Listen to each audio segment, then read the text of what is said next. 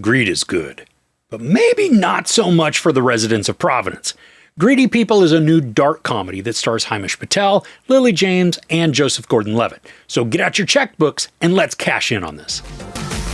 Rookie cop Will and his rogue partner Terry upend their small island town when they accidentally discover $1 million at a crime scene of their own making.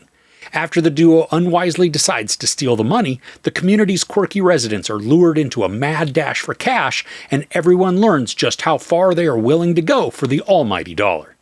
So when I say this is a dark comedy, I mean seriously dark. Think something similar to Very Bad Things, where the storyline can start out humorous, even silly, and then to go to places that you probably thought would be taboo. I found it cool, but a bit odd, seeing Himish Patel and Lily James playing a married couple after they played romantic interests in the film Yesterday. Here, though, this is a whole different dynamic. Patel is a new deputy on this small island town, and on his first day, he's paired with a garish and brash seasoned cop played by Joseph Gordon-Levitt. Now, they are a mismatched duo right from the start, and because of how abrasive Gordon-Levitt's Terry is, it's very easy to immediately get on the side of Will. I feel like I say this a ton when movies feature a large series of unfortunate events, but this plays out a lot like Alexander and the Terrible, Horrible, No Good, Very Bad Day, mixed with If You Give a Mouse a Cookie, where one mistake snowballs and then creates all sorts of chaos. But so much of this story comes about not by random chance, but because we're introduced to a bunch of players who may or may not be on the up and up. Now, I laughed incredulously several times, especially during the first portion of the movie.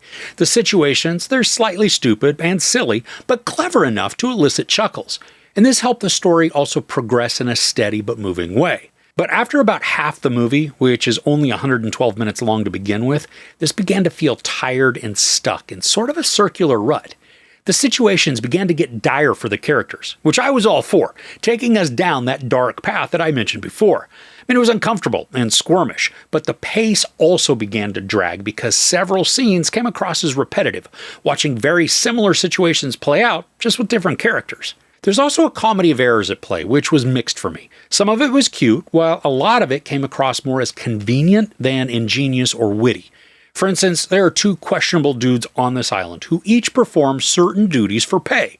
Now, we know very little about them, and they're more included just for some story complications, not totally adding a lot of meat or depth to the narrative, especially because there are already several characters who are filling those roles in more natural ways. Gordon-Levitt is spectacular as he embodies a trashy, sleazy, and certainly not straight-edge cop. As I said before, we're not meant to like him right away. But there are some moments that he turns on the charm. And even though some of the interactions are dysfunctional, his banter with his partner can showcase a minuscule level of humanity. And then it's typically washed out by something wildly insensitive or narcissistic. Now, as much as I enjoyed Lily James in this, especially because she's inquisitive and well-intentioned, I think there was more opportunity for her to drive more of the story. Now, thankfully, she does contribute to a few key moments, but we don't get to see her a lot with Patel. Most often she's by herself or interacting with other characters. And because James and Patel have such good chemistry and banter, I just wanted to see more of them together, even though it's not needed to establish their loving relationship or the development for them. And we also have a few supporting characters who lend some good story content and even some decent humor, but they're also written to be one-dimensional. There's Tim Blake Nelson, Simon Rex, and Uzo Aduba. Now, I enjoyed each of them when they were on screen, but there's not much originality to them. Take Simon Rex, for example. He's got a relatively small part, but he can be integral to a couple of key moments. But he's just a kind of an idiot.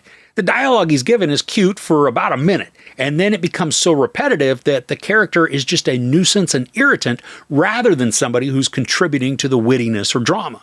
And Tim Blake Nelson, who I typically am drawn to, is fine for what he's given, but he's also a very predictable character who lacks any sort of complexity. And even though his delivery is spot on for the character, he's left high and dry by the writing. Counteracting the lack of character complexity are the visuals. This is filled with excellent shots that help to build a bit of mystique and intrigue, obscuring people or faces so that they remain in the shadows until their reveal is necessary. I don't think this adds such a layer of cloak and dagger that it becomes a master mystery, but the scenes add visual interest and they keep things engaging, choosing not always to show us actions, but instead giving us context and then letting our imaginations play out. So even though this is a mixture of humor and darkness, I'm not sure the way the film resolves is gonna be satisfying. Dark comedy can be difficult to execute because it's a fine balance of creating laughs while delivering uncomfortable or awkward situations. Here, the story goes from unfortunate to absolutely dire, and the outcomes might just take it a little too far. There's typically some sort of moral that's in play or at the heart of the story in something like this, and it would be wonderful if it were unique or well thought out. In the end, though, the lesson is just the exact opposite of Gordon Gekko's mantra. Greed is, in fact, not good. Patel and Gordon-Levitt are wonderful as the clashing police duo, creating intensified drama and chuckles that are augmented by terrible decisions. Lily James gives a good performance, but is underutilized for the caliber of her acting, and the story wastes several character arcs due to lackluster writing. Thanks to repetitive acts, the narrative drags on, reducing the enjoyment and turning this into more of a slog than it really should be. If you're seeing this in the theater, I'd keep it to a matinee. Otherwise, a rental at home or VOD, or even streaming, that should satisfy. There's sex, no nudity, a ton of profanity, and some very brutal violence. I give Greedy People 2.5 out of 5 couches. So do you have any dark comedies that you really enjoy? For me, something like Sorry to Bother You or The Menu, I think they're great watches. But let me know about what you like in the comments below. If you enjoyed this review, please give it a like. Also, don't forget to share and subscribe. I'm Chris. This is Movies and Munchies. Thanks for couching with me.